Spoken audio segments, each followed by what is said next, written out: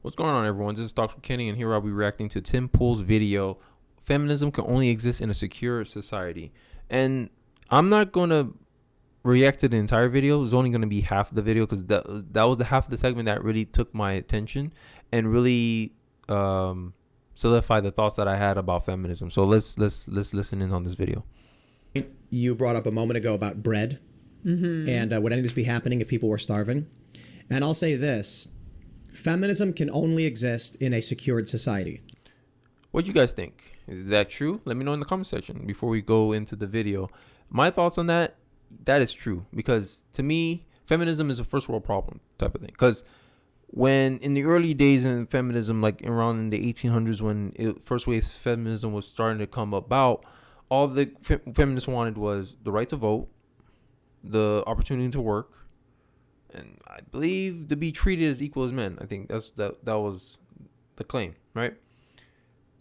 My issue there is, at the time, there was all the jobs there were just hard labor. So even then, from a biological perspective, the women were limited. And in my opinion, the women didn't want to do those jobs. They didn't want to go out there farming. You crazy? They'll take the inside job every day of the week. They're like, hey, I'm gonna fix up the house. I'm gonna do this. You and the kids do the fields. I'm gonna help you, but that ain't my primary job. My primary job's in the house. And I think a lot of women prefer it back in the day. That's why I believe around that time there was only a small proponent of feminism. And even now, feminists are still the minority. Like, I believe only 44% of women identify themselves as feminists. So even currently, even the more modern society, yeah, it's a significant portion of women now, but even then, they're still not the majority, right? Yes. So, and I was reading evolutionary psychology and evolutionary biology and like the rise of gender roles. And gender roles break down when there is no pressure on genders to pursue these roles.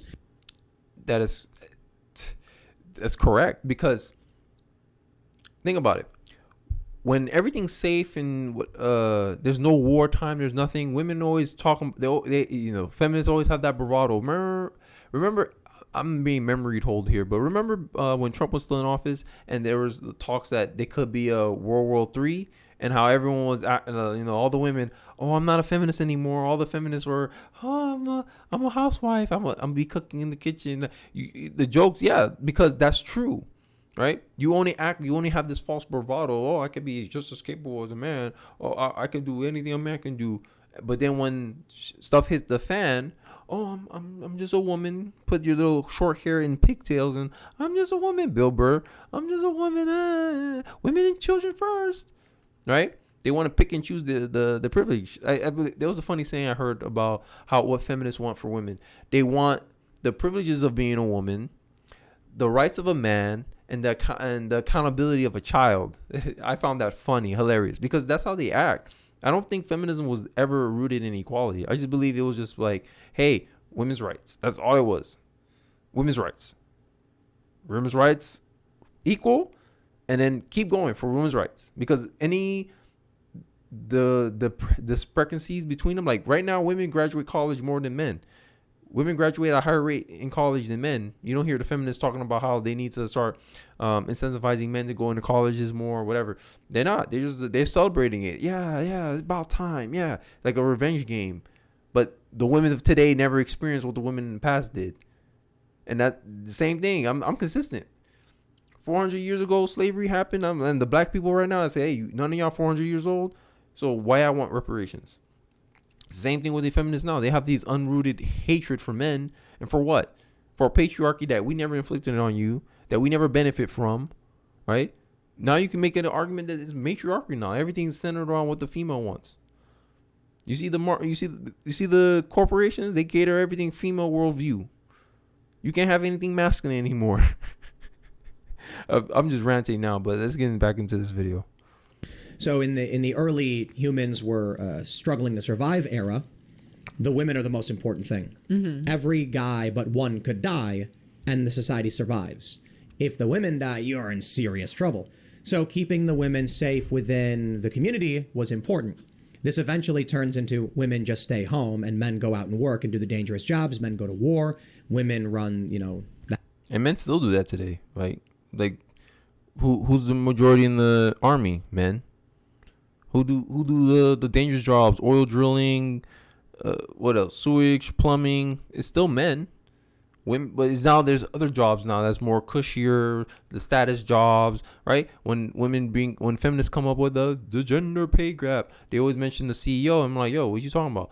Plumbers make 6 figures. Oil drill guy makes 6 figures.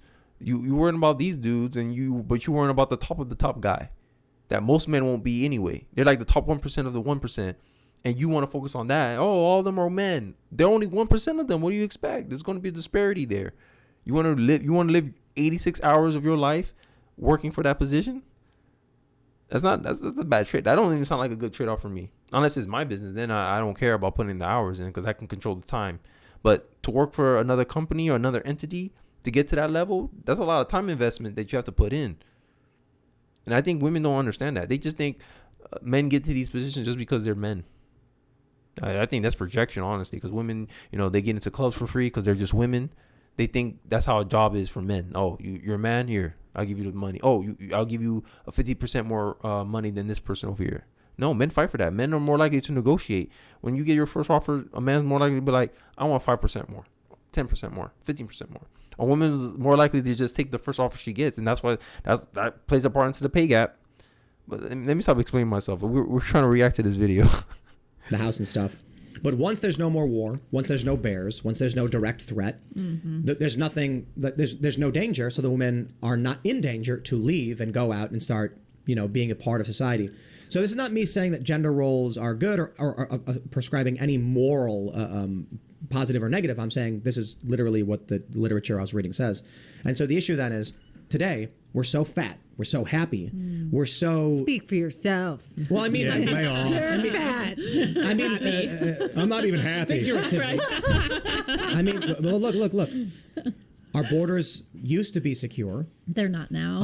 Our country used to be well-fed. And this luxury, these good times, made weak men, which resulted in a weak society. Well, and the things fourth start turning. breaking. Yeah. Right. So I think, to your point, if... I agree with that. Like, currently we're too comfortable now. As an American, we're all too comfortable now. Now you have to find struggle. Like, one way that I find struggle is I go to a gym, the boxing gym, and that's like my struggle. I have to find challenges. I have to find a way to push myself physically, mentally. Even here with YouTube, like when going through self-doubt, going through failure, a video that I thought would do well didn't do well. You have to find that now, or else you just get too comfortable and you become weak, essentially, right? Because I think that's one of the reasons why these politicians can do whatever they want, and feminism don't get checked either, is because no one stands up to them anymore. They just like, oh, believe all women, okay. And then anyone who dares have scrutiny, is so little of people who are strong enough to speak out that they get shouted down, shunned, or canceled. And look what our society's become. Our moral infrastructure is literally dissipating, being destroyed, withering away, because no one's strong enough to stand up, or there's not enough strong people to stand up for it. Because we're comfortable. We're cows in the farm. If people were starving, if there was a conflict, maybe what we're starting to see happening right now, they're saying there's going to be a food shortage come fall. The harvest is going to be really bad.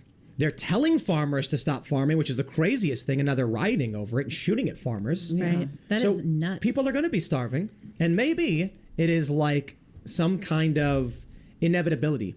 When a society gets woke, it goes broke, and a broke society has no food, which then struggles and is forced to get rid of the woke. Unless you're a prepper and a traditional woman who married a traditional man who's the man of the house, I am protected, and I will be fed, and you will be...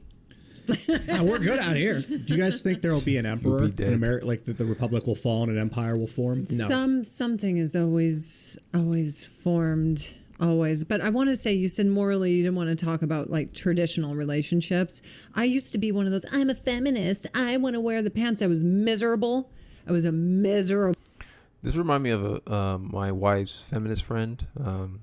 She's going through a lot of dating woes, and in my opinion, most of the men she date, they're liberals. So I'm like, kind of do it to yourself. But it's almost an ego thing. It's like not accepting reality. Like you're not accepting how things are. Like there's a high probability that a dude is more likely to do something better than you naturally.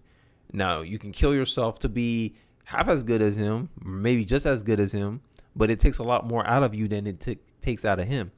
And honestly, in my opinion, it's bad for women to make more money than their husbands in a marriage, because when the wife gets pregnant and she's the primary breadwinner, that income, you can't rely on it anymore unless the wife decides that she's going to work until the day of her pregnancy, which I don't think that's a lot of stress. There's a lot of wear and tear you put on the wife, and that's a big burden to have, like carrying, and then you have to work all the way up till the day of, and then give birth, and then what, a couple months back and you're already back in the office. I don't think that's very satisfying for women to go through, honestly. And this one thing, and I'm gonna end it here because I don't want to ramble on, but if you want to check out the full video, I'll put it in the description for you guys so you can watch the whole thing if you want, if it looks interesting to you. But where I'm going with this is feminism don't give women an informed decision about things. With feminism, is everything's a social construct, everything's social engineering, right? They don't respect the biological, they don't respect the nature, right? Like in these Scandinavian countries, which is they're praised as the most equal countries in all of the world, the deviation between the sexes are more pronounced because now there's no pressure to perform either or, so people naturally go to what they choose to do. That's the consequence of free will. No one's going to do as you expect them to do. Women still stick to the jobs no matter how much you condition. Oh, you can be a CEO, you could be this, oh yeah, that's cool, and they still end up being nurses, teachers, traditionally female jobs, social jobs, and men still go to things, doctors, engineers. Feminism, they don't account for the nature. They only account for nurture. Oh, we've been conditioned to be this way. Well, maybe because it's a byproduct of nature. If I put you in a position where you're not going to succeed at, no matter how hard you try, it's like putting a short player as the center. Yeah, he has a chance to get the rebounds, but how effective would he be if you put him at a point guard position instead of the center position, which rely a lot on height and physicality? Well, point guards rely more on speed and skill. A shorter player is more likely to be a speedy and skillful player than a big, brutish, physical specimen at center. Right? It's just setting you up for success. And that's what tradition teaches you without you having to learn it the hard way. Tradition's like, hey, women do this, men do that. And you question them why. Maybe they can articulate, but they say, we've always done it this way because it worked. Historically, it worked. Is the reason why it made it all the way to this time. Bad ideas don't make it far.